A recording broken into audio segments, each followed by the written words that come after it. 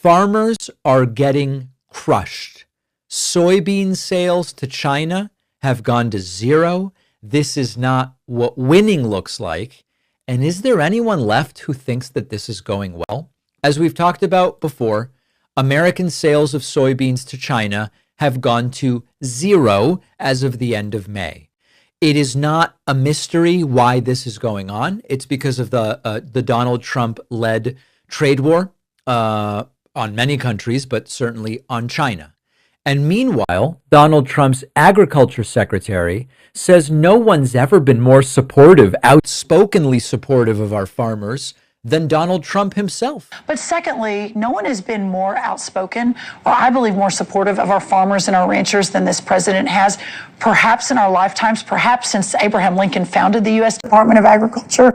Yet another one of these comparisons to Abraham Lincoln. You know, she's taking orders from Trump really well. Trump has started to say he's a better president than Lincoln was. And now you've got other people saying even Lincoln might not be able to outdo Trump. And the Lincoln comparison would almost be funny if the reality weren't completely brutal for our farmers, which is that Trump screams about America first. And meanwhile, Brazil and Argentina are taking over America's old soybean customers. Farmers in Iowa are losing billions cumulatively.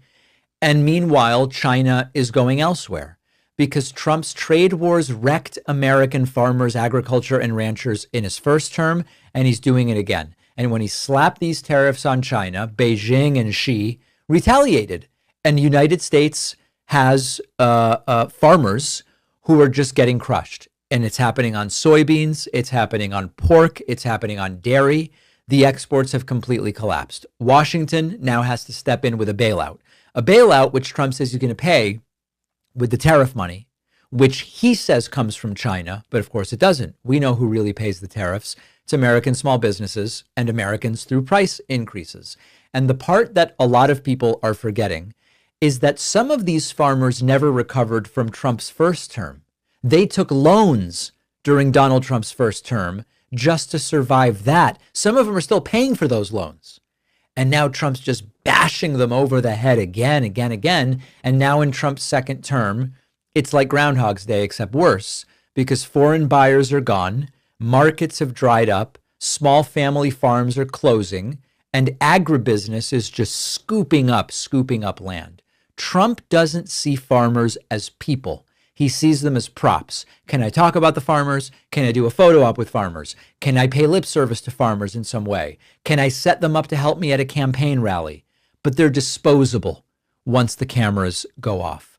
And Trump says he loves them, but you look at the chart of soybean sales going to zero, plunge. That's how much Trump really loves them. And we were promised winning, and what they got was bankruptcy. Now, we've kind of been going back and forth, me with you in the audience, on this question of, you know, Republicans say, we don't want a nanny state. The government can't protect everybody from everything. We shouldn't be, limiting the size of sodas that you can buy in New York City, or whatever the grievance of the day is. And so by that logic, should we even be bailing out the farmers? On the other hand, although most farmers voted for Trump, and Trump said he was going to do this, a lot of farmers didn't vote for Trump. And so now they are getting punished, brutally punished. Their businesses being decimated. So should the government be coming to the aid of the farmers? Even in my own audience, there is dissent in the ranks, I guess I would say, where not all of you are necessarily on the same page. Let me know what you think. And also, I think, is it the same to say, well, the farmers were crushed by the government, the people with diabetes, thanks to drinking soda all day, that's not the government that caused that, that's private industry. So there it does make sense for the government to come in and regulate. But we've got a different situation here with the farmers. Let me know what you think. Is this a problem that the government should be bailing out farmers